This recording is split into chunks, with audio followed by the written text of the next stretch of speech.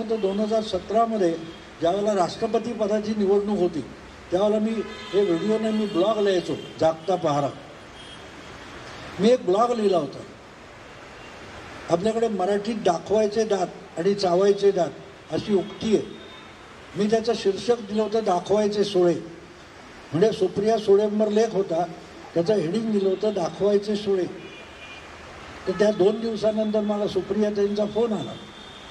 म्हणे अमुक तमुक काय काय. म्हटलं मी कुठच्या पुढाऱ्यांना भेटत नाही, मी घरी बसून लिहितो. खोटा असेल चुकला असेल सांगा, अख्खा लेख माफीसाठी लिहील, पण भेटणार नाही कोणाला.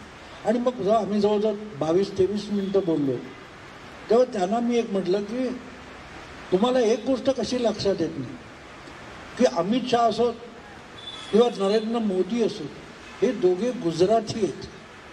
गुजरातच्या राजकारणातून राष्ट्रीय राजकारणात आले. ते महाराष्ट्रात येतात, शरद पवार उद्धव ठाकरेंना हरवतात, तिकडे चौटाला हुड्डाला हरवतात, इकडे जाऊन मुलायम सिंगला आणि हरवतात. तर का हरवतात ह्याचा विचार कराल की नाही? मराठी माणूस, हरियाणवी माणूस, उत्तर प्रदेशचा माणूस हे आपल्या राज्यातल्या नेत्यांपेक्षा मोदी शहांवर का विश्वास ठेवतो याचा विचार करा, शोध घ्या, तर तुम्ही त्यांना हरवू शकाल.